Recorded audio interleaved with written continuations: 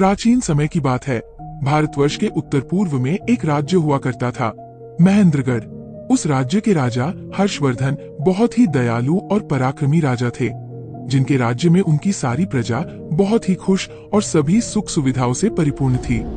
राजा हर्षवर्धन की रानी इंदुमती थी, जो बहुत सुंदर होने के साथ साथ दयालु और गुणवान भी थी। वे अक्सर राजा के साथ मिलकर प्रजा के हित के लिए कई कार्य किया करती थी। उन दोनों के प्रजा के प्रति समर्पण और अपनेपन के कारण सारी प्रजा राजा के साथ साथ रानी इंदुमती से भी बहुत प्रेम करती थी। परंतु बीते कुछ दिनों में राजा और रानी बहुत दुखी रहने लगे थे। इसका मुख्य कारण ये था कि उनकी कोई संतान नहीं हुई थी, जबकि उनकी शादी को कई वर्ष हो चुके थे।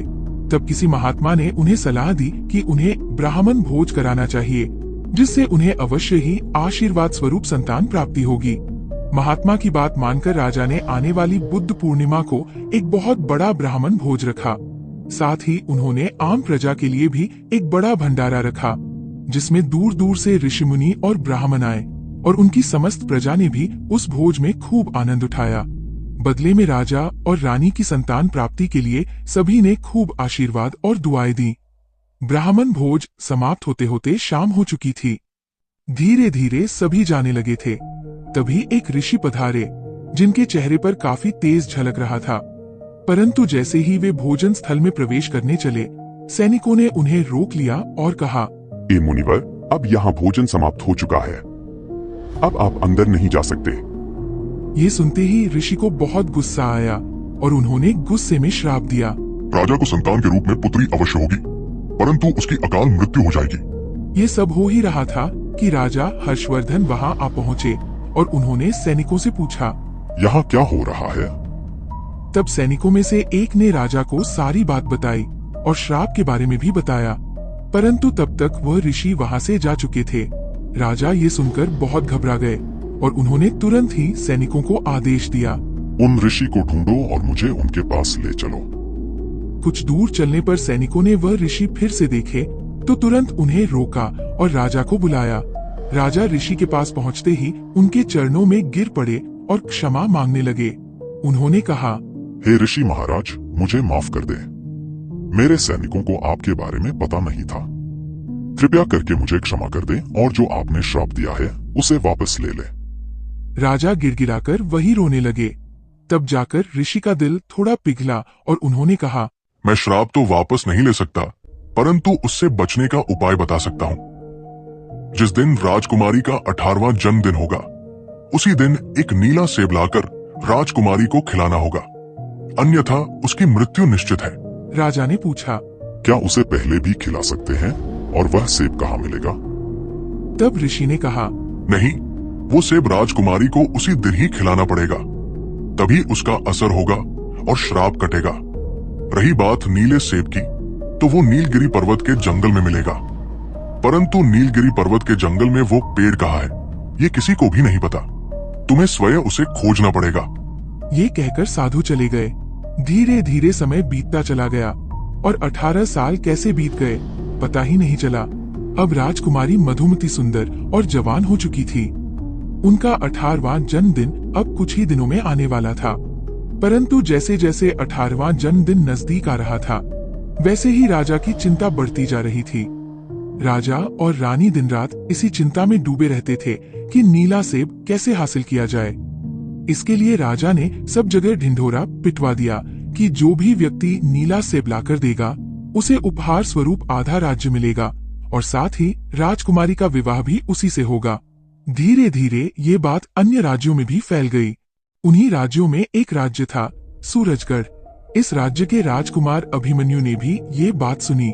कुछ समय पहले अभिमन्यु ने एक राज उत्सव में राजकुमारी मधुमती से मुलाकात की थी, जिसके बाद से ही वो उन्हें बहुत पसंद करने लगे थे। जब उन्हें इस बात का पता चला तो उन्होंने स्वयं नीला सेब ढूंढने का निर्णय लिया। जैसे ही अभिमन्यु को ये खबर मिली, वे तुरंत अपने घोड़े पर सवार होकर नीलगिरी पर्वत की ओर निकल पड़े। लेकिन उनके जाने से पहले उनके पिता राजा बलदेव ने उन्हें अच्छे से समझाया कि नीलगिरी पर्वत कितना खतरनाक है। साथ ही उन्होंने अभिमन्यु को अपनी सबसे खास और प्रिय तलवार दी और विजयी होने का आशीर्वाद दिया। राजकुमार अभिमन्यु 5 दिन तक लगातार घने जंगलों और नदियों को पार करते हुए नीलगिरी पर्वत पर पहुँचे। जैसे ही वे पर्वत पर पहुँचे, उन्हें हवा में एक अजीब सा माहौल महसूस हुआ। उन्होंने देखा कि जंगल में कुछ अधिक ही अंधेरा था। अभिमन्यु इधर उधर देख ही रहे थे कि उन्हें किसी के रोने की आवाज सुनाई दी। काफी खोजबीन करने के बाद उन्हें एक कुटिया दिखाई दी जहां से वो आवाज आ रही थी। जब उन्होंने कुटिया के अंदर जाकर देखा तो वहां एक बूढ़ी औरत रो रही थी। अभिमन्यु ने उसके पास जाकर पूछा, दादी माँ, आप क्यों रो रही हैं? तब उस बूढ़ी औरत ने कहा, बेटा, पिछले 5 दिनों से मैंने अन्न का एक दाना भी मुंह में नहीं डाला। मेरे घुटनों में दर्द की वजह से मैं चल फिर नहीं सकती। क्या तुम मेरे लिए कुछ भोजन ला सकते हो? अभिमन्यु के पास अब भी कुछ भोजन बचा हुआ था जो उन्होंने यात्रा के दौरान रखा था। उन्होंने तुरंत ही वह सारा भोजन बूढ़ी औरत को दे दिया। औरत ने खाना खाया और उसके चेहरे पर मुस्कान आई। फिर उसने अभिमन्यु से पूछा, तुम इस जंगल में क्या करने आए हो? तब अभिमन्यु ने उसे अपनी सारी बात बता दी। बूढ़ी औरत ने कहा, मैं जानती हूँ कि वह नीला सेब कहाँ मिलेगा। औरत ने कहा, इसी ओर पश्चिम दिशा में 2 नदियां पार करने के बाद एक विशाल पेड़ मिलेगा जिस पर नीले सेब लगते हैं। परंतु उन सेब की रखवाली एक भयानक राक्षस करता है। सेब प्राप्त करने के लिए तुम्हें उस राक्षस को मारना होगा। ध्यान रहे, वह राक्षस बहुत खतरनाक है। अगर उसने तुम्हें देख लिया तो फिर तुम्हें उससे कोई नहीं बचा सकता। राजकुमार ने पूछा, उसे मारने का क्या तरीका है? तब बूढ़ी औरत ने कहा, यदि तुम्हें उसे मारना है तो तलवार से सीधे उसके कान में वार करना होगा। बाकी और कहीं तुम उसे मारोगे तो उसके घाव स्वयं भर जाएंगे। यही उसकी मौत का राज है जिससे वह मारा जा सकता है और तुम से प्राप्त कर सकते हो। इतना सुनकर अभिमन्यु चलने को तैयार हो गए।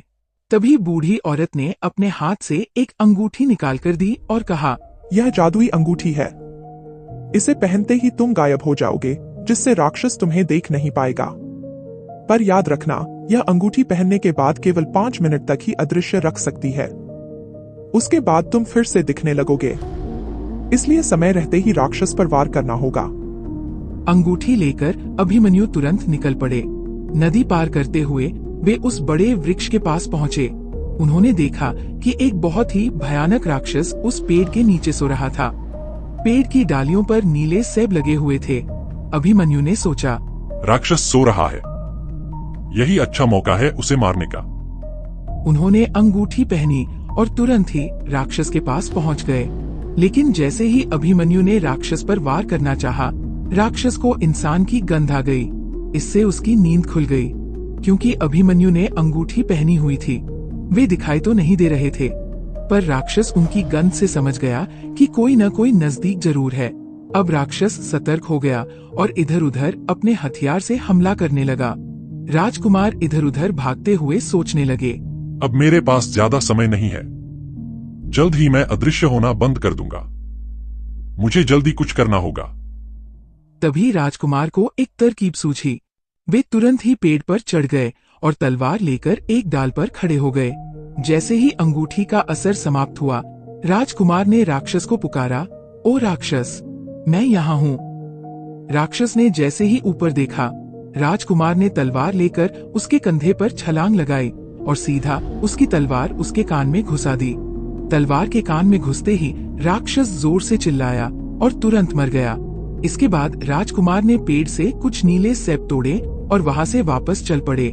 राजकुमार अभिमन्यु समय पर ठीक राजकुमारी मधुमती के 18वें जन्मदिन के दिन नीले सेब लेकर महेंद्रगढ़ पहुंच गए।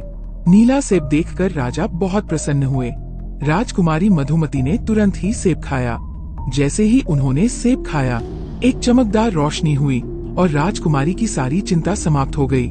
राजा को लगा कि अब ऋषि का श्राप समाप्त हो गया है। राजकुमारी मधुमती ने खुशी से राजकुमार अभिमन्यु को गले लगा लिया। अगले दिन राजकुमारी मधुमती और राजकुमार अभिमन्यु की धूमधाम से शादी हुई। इसके बाद वे दोनों खुशी खुशी रहने लगे।